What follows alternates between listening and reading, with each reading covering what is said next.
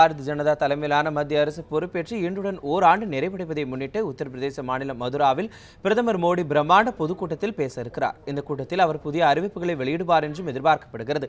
இதுகுறித்து நமது டெல்லி செய்தியாளர் சிவப்பிரியனிடம் கூடுதல் தகவல்களை கேட்கலாம். சிவப்பிரியன், வணக்கம். இன்னைக்கு மதுராவில் நடைபெற இருக்கக்கூடிய இந்த பொதுக்கூட்டத்தில், சாதனை விளக்க பொதுக்கூட்டத்தில் மோடி எத்தனை மணிக்கு இதில் கலந்துக்கிறதுக்காக மதுராவிற்கு புறப்பட்டு செல்ல இருக்கிறார்? சிவப்பிரியன்.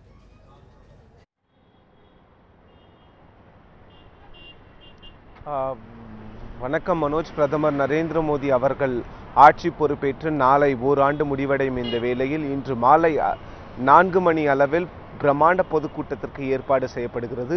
சுமார் 3 மணி அளவில் டெல்லியிலிருந்து புறப்பட்டு 3:45 மணிக்கு மதுராவில் சென்றடையும் பிரதமர் நரேந்திர மோடி அவர்கள் அங்கிருந்து வாகனம் வழியாக நக்லா சந்திராபான் எனப்படும் இந்த கிராமத்திற்கு சென்றடைகிறார். இந்த கிராமத்தின் முக்கியத்துவம் என்னன்னு பார்த்தீங்கன்னா, பிஜேபியுடைய சிந்தனையாளர், அதாவது மறைந்த தீன்தயாள் உபாத்யா அவர்களின் சொந்த கிராமமான இந்த கிராமத்திலிருந்து தனது முதல் ஆண்டு சாதனை பிரச்சார பொதுக்கூட்டத்தை பிரதமர் நரேந்திர மோடி அவர்கள் இன்று தொடங்கி வைக்கிறார். இந்த சாதனை விளக்க பொதுக்கூட்டங்கள் நாடு முழுவதும் நடைபெறும்.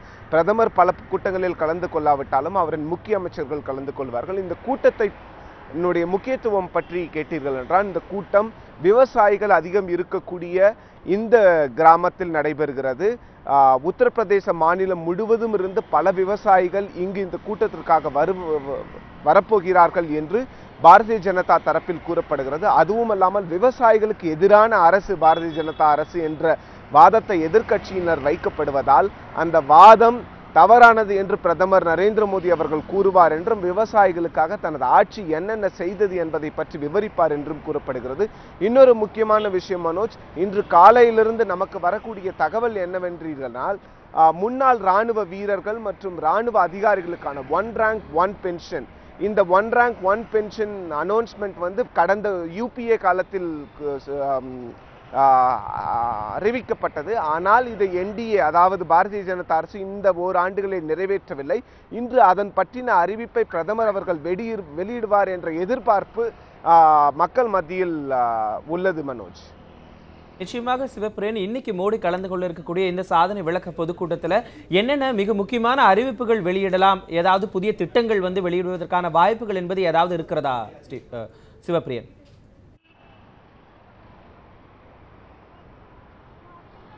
மனோஜ், இப்ப பார்த்தீர்களானால் அவர் இந்த ஓராண்டில் என்ன செய்தார் என்பதை முதலில் கூறுவார் பிரதமர் நரேந்திர மோடி அவர்கள். தனது வெளிநாட்டு பயணங்களை பற்றியும், தான் ஏன் வெளிநாடு செல்வதாகவும், அதாவது பொருளாதார சீர்திருத்தம், பொருளாதார துறையில் என்னென்ன முன்னேற்றங்கள் நாடு அடைந்துள்ளது என்பது பற்றியும் கூறுவார்.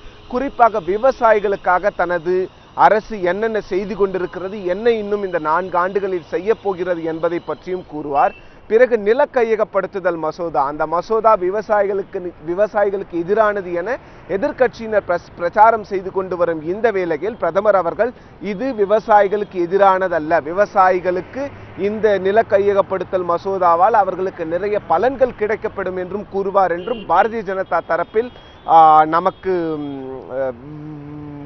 விவரங்கள் கிடைக்க தொடங்கி இருக்கிறது. இந்த கூட்டத்தை பொறுத்தவரையில் பிரதமர் பல அறிவிப்புகளை வெளியிடுவார் என்றும், இன்னும் 4 ஆண்டுகளில் தன் அரசு என்னென்ன செய்ய போகிறது, விவசாயிகளுக்கு முக்கியமாக என்னென்ன செய்ய போகிறது. நாளைக்கு மதியம் பார்த்தீர்கள் என்றால் பிரதமர் அவர்கள் விவசாயிகளுக்கான தனி பிரத்யேக தொலைக்காட்சி ஒன்றை துவக்கி வைக்க இருக்கிறார்கள். அதை பற்றியும் பேசுவார்கள் என்று எதிர்பார்க்கப்படுகிறது. முக்கியமாக ஒரு விவசாயிகளுக்கு ரீச் அவுட் ஆக, விவசாயிகளிடம் தனது அரசை பற்றின விமர்சனங்களையும், தனது அரசு என்ன செய்தது என்பதை பற்றியும் பிரதமர் அவர்கள் பேசுவார் என்று எதிர்பார்க்கப்படுகிறது மனோஜ். சிவப்பிரியன், தற்பொழுது பார்த்துட்டீங்க அப்படின்னா, இந்த சாதனை விளக்க பொதுக்கூட்டத்தில் கலந்து கொள்ள இருக்கக்கூடிய பிரதமர் மோடிக்கு வாட்ஸ்அப்ல கொலை மிரட்டல் விடுத்திருக்காங்க. இதனைத் தொடர்ந்து அந்த மதுராவில் ஏற்படுத்தியிருக்கக்கூடிய இந்த பாதுகாப்பு ஏற்பாடுகள் என்பது எவ்வாறு இருக்கிறது?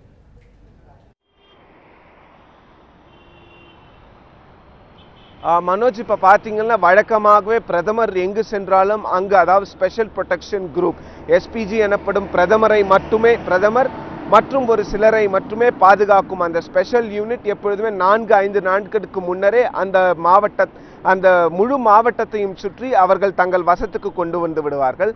அதை போலதான் இப்பொழுதும் நடைபெற்றிருக்கிறது. இந்த வாட்ஸ்அப் கொலை மிரட்டல் வந்துள்ளதால் பாதுகாப்பு பல மடங்கு உயர்த்தப்பட்டுள்ளது. அதுவும் இல்லாமல் அந்த நக்லா சந்திராபன் எனப்படும் அந்த கிராமம் முழுவதுமாக மக்களுக்கு இப்பொழுது இல்லை. அங்கு முழுக்க செக்யூரிட்டி பர்சனல்ஸ், அதாவது பாதுகாப்பு துறையினர் மட்டும்தான் அந்த கிராமத்தை சுற்றி இருக்கிறார்கள்.